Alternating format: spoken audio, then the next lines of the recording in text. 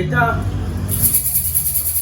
toujours mutame akanda ngudinganga mutela Kongo ya kutolo mopeba emo kulukulu mutemo bamuta iboba yaya munzambimba yenge keno mutatu kyamase matondo mingi na kilumbu ya bubu yayi betika kuza kuzonzila ina kile la sorcellerie. Nous allons parler sur le sujet de la sorcellerie Kindoki. Pourquoi tatanzama mpungusalaka Kindoki? Kindoki tatanzama mpungusalaka yao samu na kunata bas inventions na kati ya chaque peuple. Chaque peuple kele na Kindoki ya yani. Mais Kindoki kele awa samu na kunata bas inventions et ça m'a protégé aussi du kanda nocturnement. Malgré Kindoki, il y a l'Afrique, il y a se transformé que au lieu de le bien, il y a massé salaka le mal. Or que si tu es sorcier, il y a un droit, il y a un baskak, un million de kouedak, un mouvement de croisé que kuna. Babima nyonso ngeke talaka ya bien kuna na mondi na ngeke kuenda. Alors c'est à toi na kuramener babima ina na monde ya kimuntu afin kunata ba création kunata ba invention. Lors ngeke na kubasika ngeke na pouvoir na autorité ya kucirculer na chaque membre de la famille ça mona kutala qu'est-ce qui ne va pas afin que ngebaka autorité na kati na muntu ina kena kata difficulté nge idéal to na ku contrôler peut-être yake na sorcier kena ku menacer membre ya famille yange mais or que Kindoki ya to ya me kumaka il fallait que mu bloquer neveu, il fallait que mu bloquer nièce, il fallait que mu bloquer la sœur, il fallait que mu bloquer frère pour que na bazavantage yange ya monde ya Kindoki ngevanda na bagrade ou na bazavantage yange ya monde ya Kinsunya pour que ba leur ba ko banda bloquer ba banda kuza négocier que kaka nange moi pata moi s'offre 200 parfois toi même aussi avec ta sorcellerie là ngeke vrai pauvre. Voilà j'aurais boubé ngesi ngeke sorcier zaba ya ou que la sorcellerie ya que bien ya que mivé. Mais balula yao yaba na kusala le bien c'est pas yana tababantu na kati yaba blocus na kati ba difficulté. Voilà le bienfait de la sorcellerie. De maintenant le mal et la sorcellerie à toyae yama kukuma na quel niveau donc il fallait que yande bloquer neveu yande kuma na bas opportunités yande masezwa mbongo tout elle m'a vivre à l'aise en bas nous sommes le parlement sur le camion ngena Kindoki angi comme ngeka contrôler ngeka na pouvoir na data na pesange c'est-à-dire le koko ngo papa ngo mama ngo pesange ngeka na contrôler ba ina nyonso na kata dikanda nge alors wana ngeke attaquer ina kele sora nge frère nge mama ngo alors na ko freiner bao na ko kanga bao ba opportunité nyonso ina to na ko lancer bao ba mauvaise sort afin que baba na kata ba difficulté parfois la difficulté na ngemo singeke na yao ni na ngema seso sina babango sipanda mutindu nge. Voilà la sorcellerie mutindu ben bas africains façon de menatinia. De maintenant tatanzama mpungu kuza révéler aussi elle vous appelle aussi inakel aussi une révélation na babantu yina butuka kana ba don ya guérison ya le tradit spirituel to ya la spiritualité samu na kuweza kucombattre ba sorcier na que banaka na ba mauvaise pensée na ba mpanga bao ba mauvais agissement ba mauvaise réaction mutaza bantu un sorcier si tu as un problème c'est-à-dire si tu es contrôlé dans le monde des ténèbres si vous avez un sorcier dans votre famille et ce sorcier-là, il vous contrôle dans le monde des ténèbres. Zabaya aux sœurs, frères, Mouta, attaque ça, n'engage ça là, il n'engage reçu, n'engage tala, activité nous n'engage na busala, toga projet nous n'engage na busala, projet mais comme à 2 pas pour que nous soyons bons, pour que nous recevions bon, nous que ça là, c'est-à-dire sorcier qui permet nous avons connaissance, la connaissance là, alors balenda, pour lancer une activité, leur nous que se lancer dans cette activité là, de maintenant, le temps est revenu pour que nous se sortir et on parle aussi dans même lancer dans cette activité, on va aussi se sortir. Ngeketa la sorcière ni toi ni nga kuiza donc même big ngeta mpasi nge travailler nge sala tout à la fin moyen nge zo mbongo ikelevé maboko mekangama bas activité nge no suina nge mesala pour que nge zo mbongo ikelevé donc na toi un sorcier c'est comme un coluna, un sorcier c'est comme un coluna, un sorcier c'est comme un voleur. Vous voyez? Donc, il ne faut pas que permettre aux sorciers de se nager dans le parce que tu attends même pour vous appeler ceci par révélation. De toute façon, nous allons combattre. Nous tu n'es qu'un qui est menacé. Il y a même maman, il y a même frère, il y a même l'oncle, il y a même soeur, il y a même petite soeur, il y a même moi. Parce que moi aussi, il a bloqué une maman. Moi aussi, il a provoqué le foie une maman. Pendant ce temps, il y a 9 mois à la catégorie. Il y a 9 mois à la catégorie. Parfois, Bakari n'a pas boutaka na yandi moi ni na parfois Bakari n'a pas pensé qu'il y a un kindo kinge maman. Parfois, nous avons des messages que vous me message que vous me papa, alors, moi, nous avons parfois grade dans le monde. Dans le monde, il n'y a pas que permettre, pas que spécial autorisation parfois, nous avons pour qu'il y ait un grade dans le monde. Donc, pour l'instant, frère, Mbuta, Yaya, Nengwa, faut pas nous permettre ndoki puiza kunaje na kati na. De wana muke pesi beno mwaba sini na ngene de comprendre que non oui na kata famille betu ndoki kele. Toki ndoki kele se manifester. Leur ngene kuzaba que na kata famille nge to na nge mosi ngeke victime ya bandoki. Qui metete ngeke bandu ko sentir bas échec na kisalo nge bas échec na ba projet nge. Bas échec, na bas activité. Il y a du côté moyen financier. Deuxièmement, na couple, baka touché. Ngekatala, ngeba nkuzwa kent, bakent kwenda, c'est-à-dire ngekona tala kaba okikeni, kuna tala kaba okikeni, kuna tala veba au sans valeur. Deuxièmement, parfois na kata couple. Ngebezo bakala nge bien, to keto nge bien. Ngekaso suma buta. Kubuta ikeleve, que ce soit bifumu ikeleve. Parfois na bakento, yani kazo kifumu, ide ukatulu kifumu, ide kuna manganga. Mwenye kuvandila na kati ya hizo bakala ikeleve.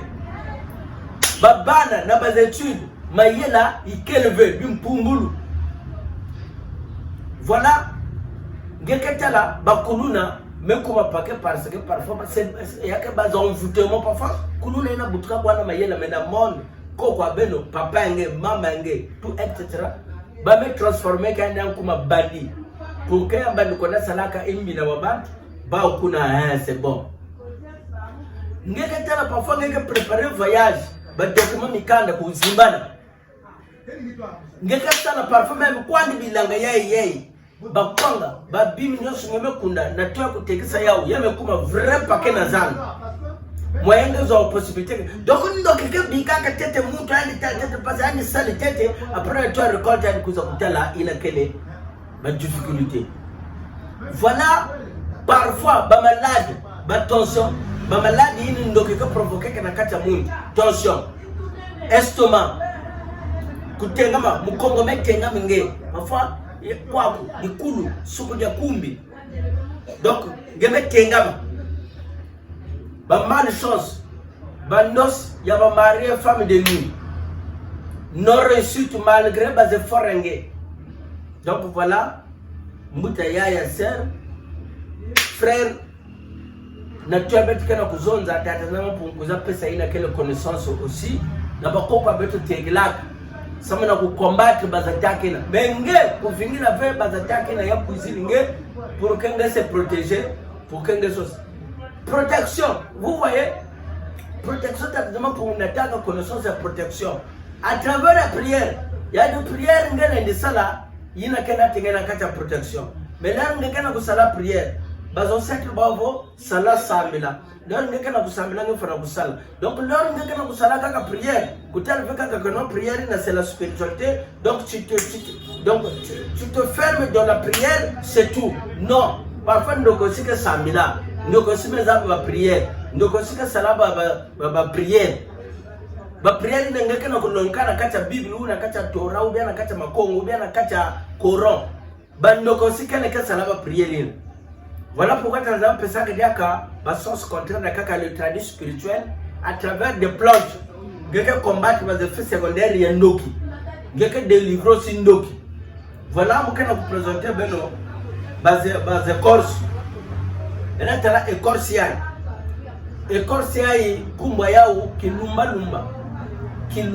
lumba écorce itie yao kumba yao kilumba donc écorce yi ngezo yao nge mélanger yao na écorce yi mutatangu écorce ya kumba ya mutatangu donc itie gaya de nos écorce il y a des gens bien que c'est Dieu seulement qui protège mais qui avait créé ces plantes là c'est qui avait créé ces plantes là pour faire la protection pour amener la protection pour installer la protection dans un corps humain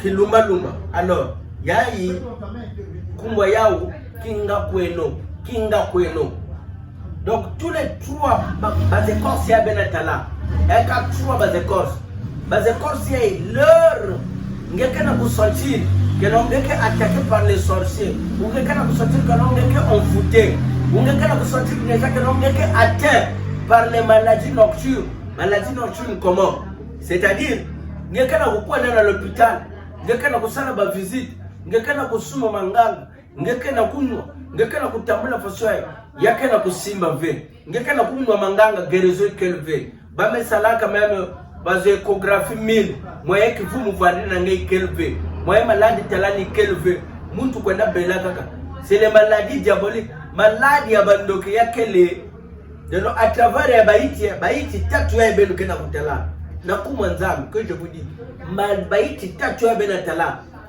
tala ndoki kana miracle yande loslenga même sorry abulaw ngeme kuma mulaw parfois ngeme kuma kuluna parfois ngeme kuma muyibi parfois ngeme kuma c'est-à-dire mutu mosi pauvre parfois ngeme kuma mutu mosi base chaque par base chaque tu travailles bembo manene tala nave moi pour parler sina kelve donc à travers ma plante ya mukena kuzola même ma plante ya que vrai fort ma plante ya façon kelao nyonso tatu yake trois plantes différentes alors muke bana na brousse ma muke filmer mais c'est pas tellement facile na ku arriver même na ku tel makasa yao parce que comme na plante gaere inda na kata brousse donc voilà ba plante tatu ya ngebaka yao nge gratter c'est-à-dire ngezwa ngebaka yao ngemezwa tissu ya bleu facial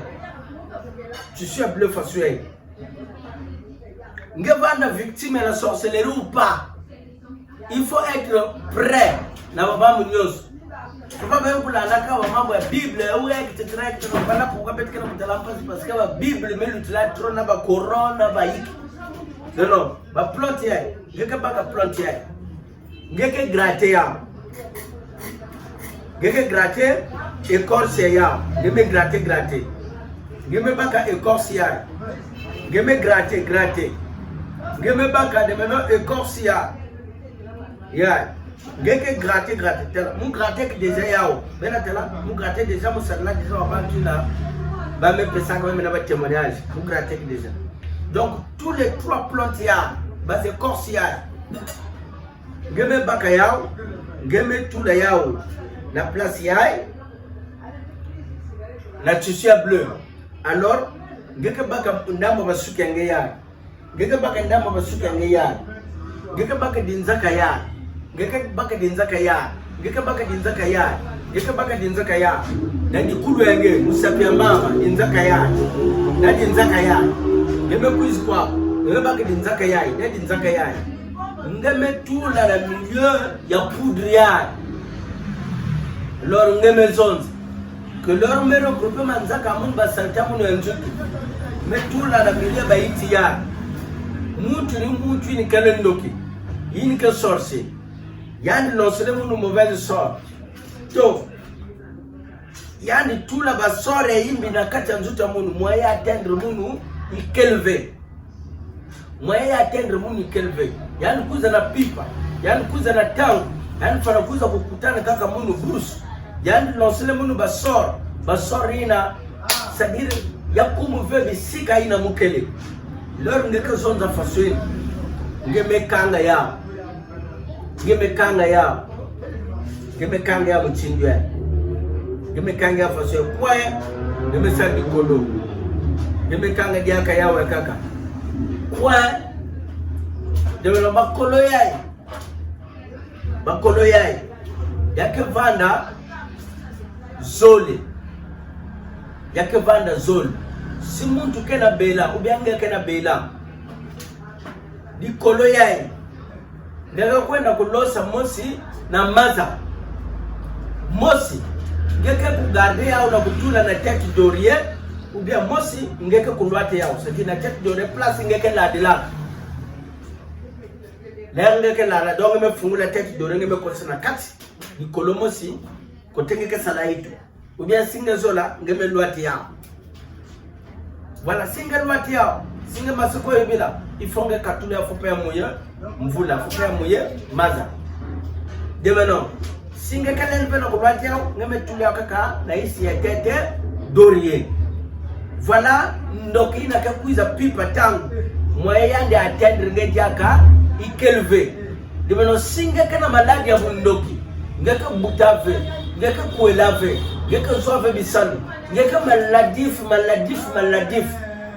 que grave yake ndoko be kota l'hôpital be me basika solution que ve muntu ina si be me sadili andiao yani que beluka même si on no manganga ve dès que vous allez réaliser ça muntu ina ngeke sentir chaque pipa ni kaba ko sentir c'est comme babantu kena ku soler kena ku chiriani kena ku maseyani na kati ya fulu ina nkele 2 à 3 jours, une semaine après, ben que sentir un changement.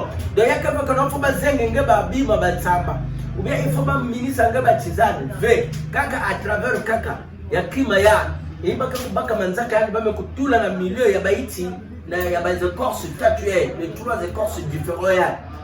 Mutu même ça que grave dans l'hôpital, ben que kutala que kuzwa guérison. Ben parce que ben kana ko négliger les traditions spirituelles de notre spiritualité Congo. Voilà pourquoi ben kana ko natala ba mpasi mingi ben kana ko perdre na ba frère ben ba me voûter. Donc voilà, première étape, il y a pas de fait réel, il y a pas plot hier. Mouké expliquer ben la deuxième étape.